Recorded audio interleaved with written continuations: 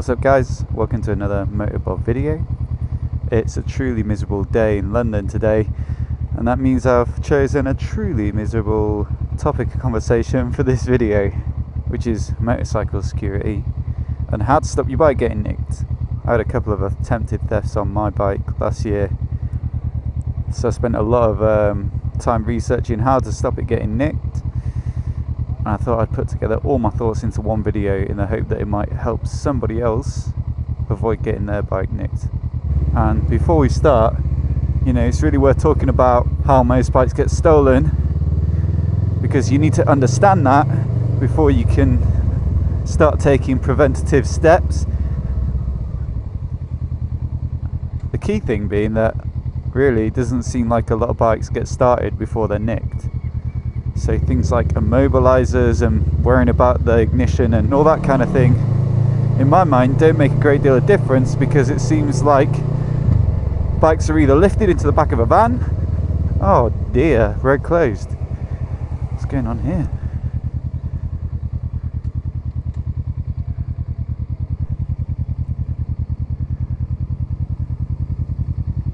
Yeah, either lifted into the back of a van or pushed away by an accomplice on another bike, and they put their foot on the rear pegs and just push it away.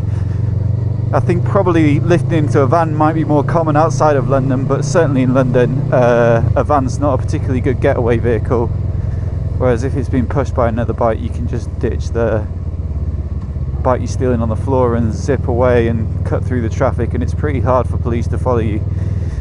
So those are the two main methods, it seems to me, from what I've read.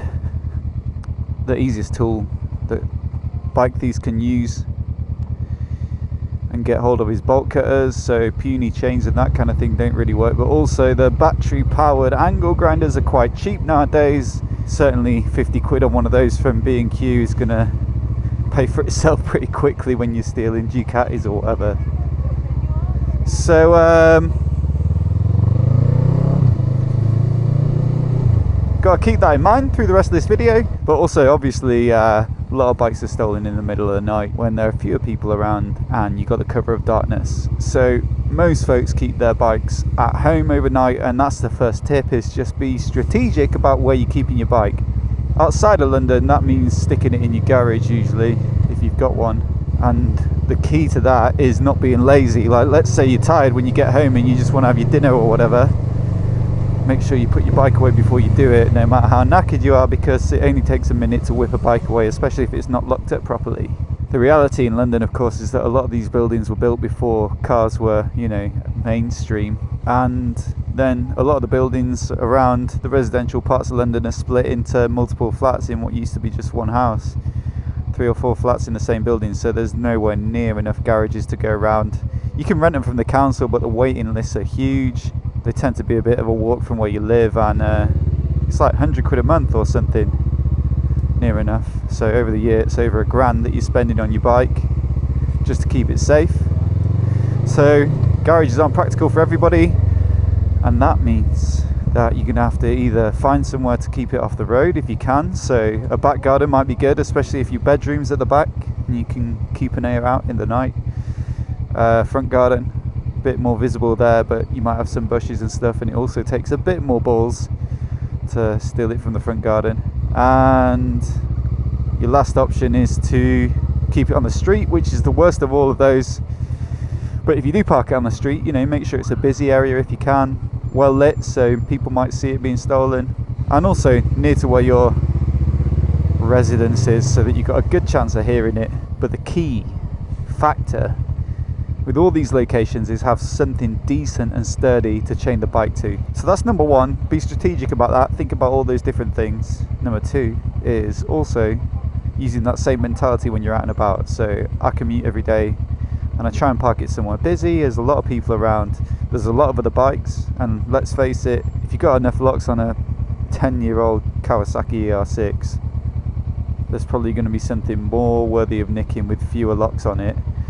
That's a really terrible way to think about it, but unfortunately that's the reality of the matter. But it also means there's other bikers around who might look out for you, and look for somewhere that you can actually lock it up if you work at a fairly small office, you might also have somewhere where you can actually see the bike from.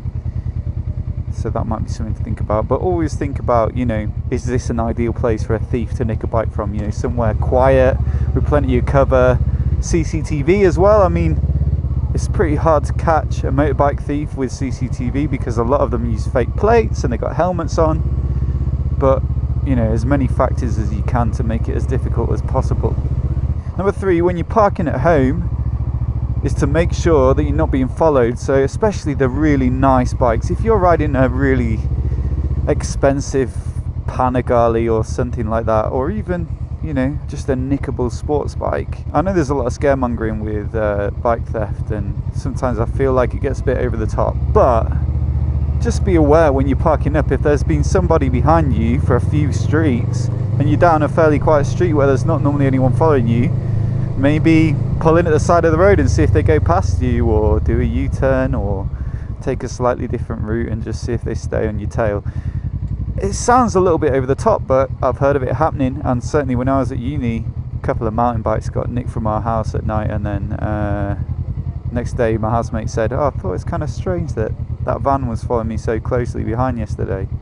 We were young and naive and not used to that kind of thing coming from a small town in the north. But it happens, it does happen, and don't think it won't happen to you, because it can. So just be aware. If you do park on the street outside your place, or you're out and about and you've got capacity to carry one, then tip number 4 is use a cover. They're pretty cheap, most bike covers. They can make a pretty expensive bike look less desirable, especially after they've got a few months of bird poo on them and rain and dirt. So that helps. They also might make it just generally a little bit less visible. You can get black ones. So let's say you've parked your bike in your front garden and there's a few bushes and some bins and stuff. A black cover might just make it a little bit less noticeable than, you know, the bike with the cover off. And then the last thing as well is that if your cover's been ripped, you know that someone's had a look at it and might come back to try and nick it, so you might keep an eye out, all that kind of thing. That's happened to me. Sometimes they don't even bother to unbuckle the strap from underneath, they just give it a good pull and it rips. So I might help you to make provisions the next time. We're just talking about being followed, and my 5th tip is also to consider your online social profiles and stuff, because people might track your bike down through that as well. Something like Instagram, where you can tag the location of a photo and also use hashtags.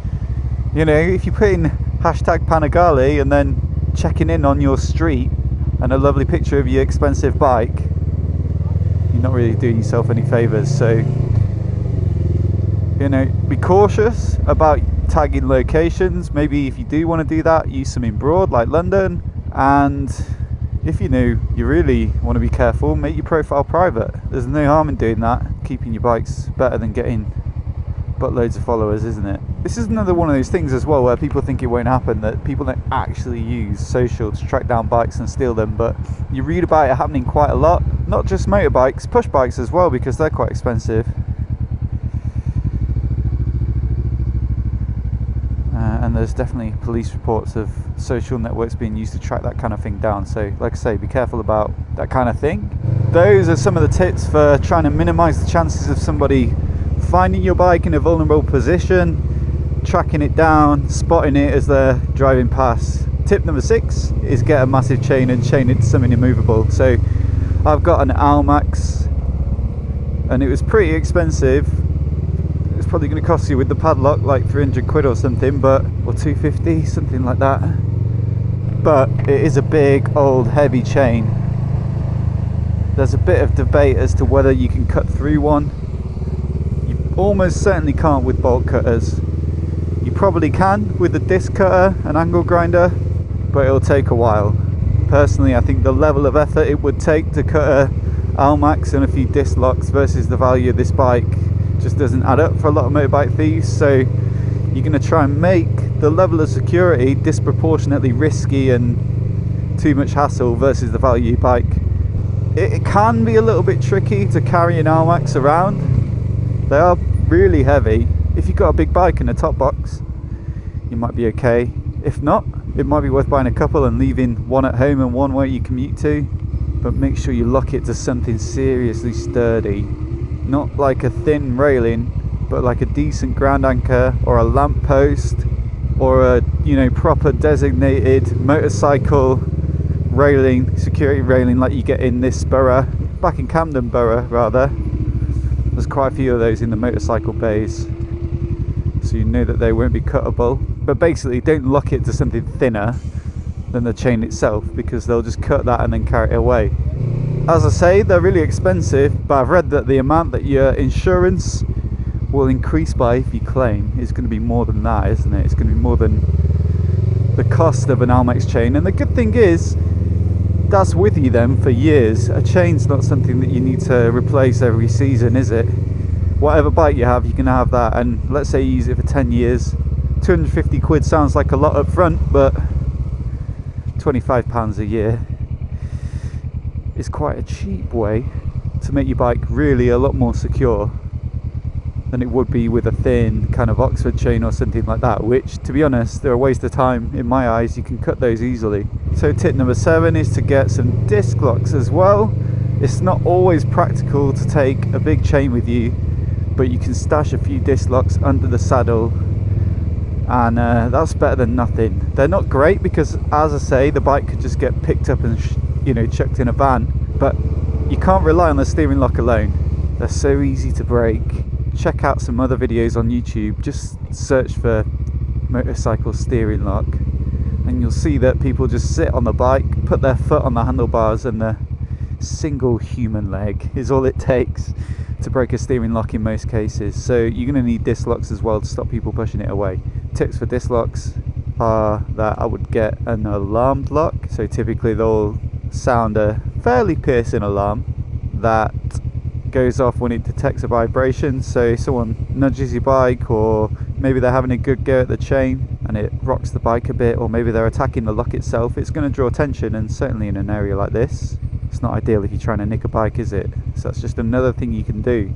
The other tip is to use a few if you can, and use different sorts. Like if a thief is carrying the means to pick a certain lock or break a certain type of disc lock, then 2 isn't going to be a problem, is it? 2 or 3 of the same type. But if they've got different types of lock, you get the little D-lock ones, or you get the ones with the pins that go through the disc. Have a look at the different types and mix it up a little bit, so there's less chance of them being able to just break through them all easily. So that's the main things for disc locks. Alarm ones are good. Take them wherever you are, use them. Even if you're nipping into a shop for 5 minutes or into a mate's house. We've read about that. I think that's exactly how Royal Jordanian got his Nuda nicked. Popped into a mate's house, left the bike on the driveway and thought I'll only be in there for a few minutes, and then came out and it was gone. I've read about that happening loads. It doesn't take a minute to break a steering lock. So 2 or 3 disc locks. It's a bit of a pain, but it's not as much of a pain as getting a new bike and sorting out all the insurance. I should have mentioned as well, when we was talking about getting an Almax or a big chain like that and chaining your bike to something immovable, that you're better off to chain through the frame if you can. Second to that, the back wheel, and then last choice, if you haven't got any other option, is the front wheel. But the front wheel is the easiest to remove, and if it's a valuable bike, it might just be worth it leaving the wheel behind, chucking it in a van, and then picking up another wheel later, or breaking the bike for parts. Back wheel's a little bit more difficult to remove, I guess. Bit more weight over it, and you've got the chain and stuff. But the frame, you'd have to either cut the frame or manage to cut the chain. So that's always going to be the best choice. Also, you mentioned that a lot of thieves carry kind of angle grinders, so if you can chain it around a railing or something, one of those dedicated ones, and then twist it to make sure it's tight, and then lock it to your frame so it's off the floor, it's going to be difficult to maneuver that into a position and get the force on it that you're going to need to cut it. Sorry, should have mentioned all that stuff when I was originally talking about the chains, but it just occurred to me that I'd missed it out. Tip number 8 is that I just mentioned that a steering lock isn't going to save your bike on its own. That's for sure. One, it's just another way to delay somebody trying to make a getaway. It might be the 20-30 seconds it takes to break it, that makes the difference between someone coming out and disturbing a thief. And number two, I read on a forum about a guy who had his bike nicked in central London, and he had CCTV on it, it had disc locks and everything, might have even had a chain, and he sent the footage to his insurance company, and they didn't pay out because they said that he hadn't put the steering lock on, which he hadn't, because I watched the footage, and that meant that it wasn't sufficiently secured. Now that's obviously ridiculous. There's no way that if they'd bothered to break the disc locks and the chain and been brazen enough to do it in front of the CCTV, that they wouldn't have defeated the steering lock as well. But why leave yourself with that possibility of not getting paid out? Such an easy thing to do. So just get into the habit of doing it all the time. And like pretty much all this stuff, a lot of the thefts have to be opportunists, waiting until a bike is left outside an office or something, someone rushing into a meeting or rushing to get home, and they just leave it unsecured. So don't give them that chance. Always be bothered, and like I said, it's going to be less effort than it would be to sort out a new bike and sort out your insurance. So we talked about trying to keep your bike out of sight and stop it getting noticed. We've talked about locking it up, trying to put people off, trying to make the security outweigh the value of the bike, adding lots of layers to your security so that, you know, a thief is going to need a lot of tools or knowledge to get away with it. But let's say unfortunately it does get nicked. One of the best things you can do is install a tracker, because quite often the bikes will be left in an alley or side of the road somewhere for a few days to see if it's got a tracker in, so you've got a chance to recover it. I've just got a fairly cheap one. It's made by Autocom. You just use a pay-as-you-go sim in that rather than a subscription, so it's pretty cheap to run. It was about 130 quid. I've got a review of it on my channel. That's fine for the value of this bike. It's fairly easy to install. You can pick up similar stuff on eBay or Amazon for probably even cheaper. If I was riding a very expensive bike, I'd probably go for one of the legit Bike Track or something like that, the really good ones where they have someone monitoring your bike, and if they detect a problem they'll call the police straight away for you. So you never know, it might give you the chance to recover it. But the other thing to think about as well, probably my favourite feature of my tracker, is the vibration sensor, that you can arm it and then it can send you a text message if it detects that the bike's moved or anything's touched the bike. So that's great for knowing if someone's had a go at your bike. Most of the time that mine goes off, it's a cat or the cover shaking, but it has happened where someone's had a go, had a look at it, pull the cover off or whatever, and I've got a notification on my phone.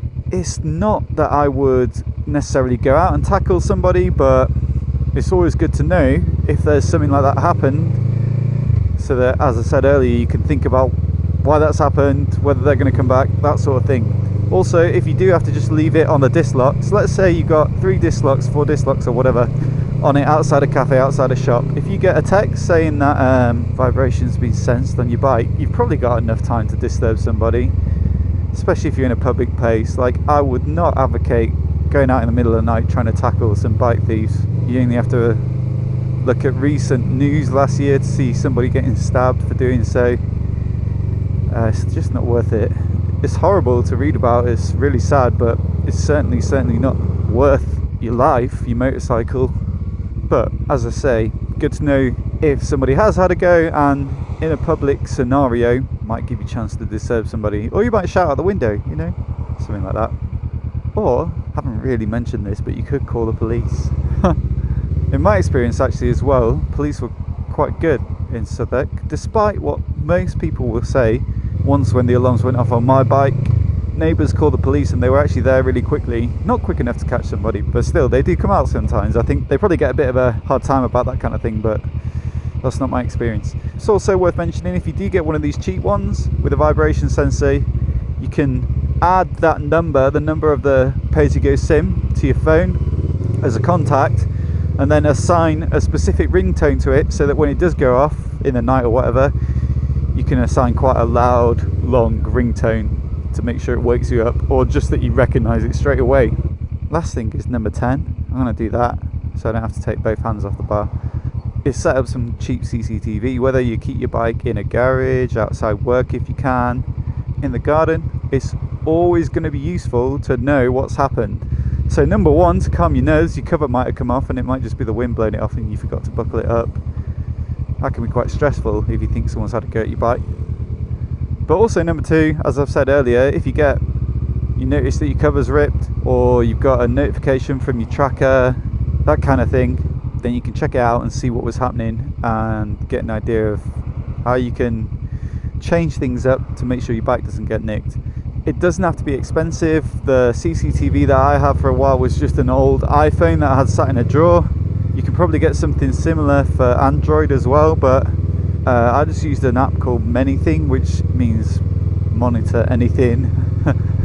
And that's an iPhone app, and it uploads the footage to their servers and you can review it for like a week. I think it's a paid subscription, but it's not too bad. And I think they have a free version as well. And it can even send you alerts if it detects movement in a certain area, you know, that kind of thing. So that's pretty good. It's not the best quality, but enough to see what's going on.